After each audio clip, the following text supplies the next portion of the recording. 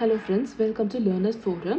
So multi-stage amplifiers அதனுடைய continuation இப்போ நம்ம two-stage RC coupled common emitter cascade amplifier பற்றி பார்க்கலாம். ஸோ இங்கே நம்ம ரெண்டு ஸ்டேஜ் யூஸ் பண்ணுவோம்.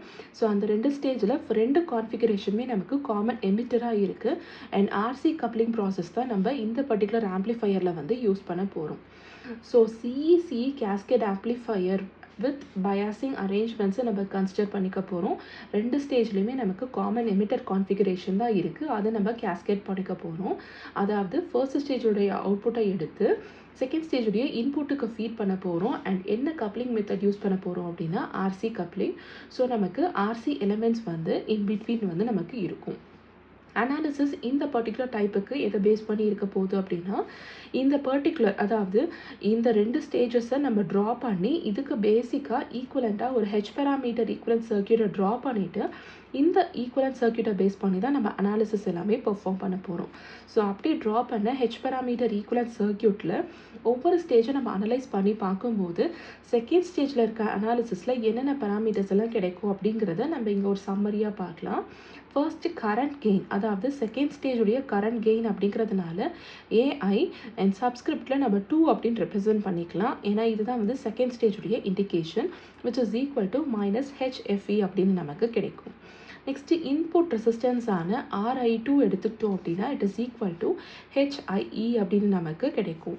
ஸோ இதில் இந்த HFE HIE இந்த எலிமெண்ட்ஸ்லாம் என்ன அப்படிங்கிறத ஸ்மால் சிக்னல் அனாலிசிஸில் நம்ம பார்த்துருப்போம். ஸோ வோல்டேஜ் கெயின் AV2 எடுத்துக்கிட்டோம் அப்படின்னா it is equal to AI2 into RL divided by RI2. So இது மூணு தான் வந்து செகண்ட் ஸ்டேஜில் நமக்கு கிடைக்கிற பராமீட்டர்ஸ்.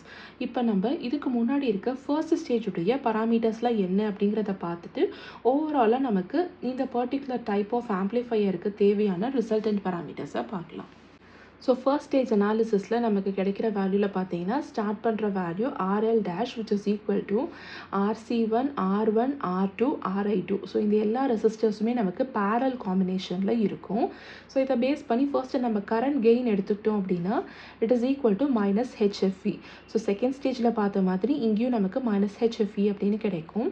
இன்புட் ரெசிஸ்டன்ஸான RI1 வந்து அகெயின் HIE, இதுவுமே நம்மளுடைய செகண்ட் ஸ்டேஜுக்கு ஈக்குவலண்ட்டாக கிடைச்சிருக்க வேல்யூ. வோல்டேஜ் கெயின் எடுத்துக்கிட்டோம் அப்படின்னா AI1 into RL dash divided by RI1. So இங்கே ஃபர்ஸ்ட் ஸ்டேஜ் அப்படிங்கிறதுனால நமக்கு இங்கே RI1 அப்படின்னு இருக்குது. செகண்ட் ஸ்டேஜில் நமக்கு 2 அப்படின்னு கிடைச்சிருக்கும். ஸோ இப்போ இந்த வோல்டேஜ் கெயின் AV எடுத்துக்கிட்டோம் அப்படின்னா it is equal to AV1 into AV2, அதாவது ஃபர்ஸ்ட் ஸ்டேஜுடைய gain multiplied by second stage gain. So overall voltage gain AVS is equal to AV into RI1 dash divided by RI1 dash plus RS, அதாவது source ரெசிஸ்டன்ஸையும் நம்ம consider பண்ணிவிட்டு அதுக்கப்புறமா நம்ம overall voltage கெயினை வந்து இங்கே ரெப்ரசென்ட் பண்ணியிருக்கோம்.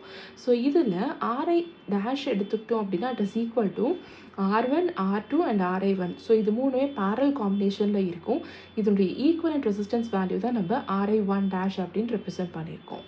நெக்ஸ்ட்டு அவுட்புட் ரெசிஸ்டன்ஸான R0 எடுத்துக்கிட்டோம் அப்படின்னா R01 dash is equal to R11 parallel with RC1. And அதே மாதிரி செகண்ட் ஸ்டேஜில் R02 dash is equal to R02 in parallel with RC2 அப்படின்னு நமக்கு அவுட்புட் ரெசிஸ்டன்ஸுடைய வேல்யூ வந்து இண்டிவிஜுவல் ஸ்டேஜஸுக்கு இந்த மாதிரி கிடைக்கும்.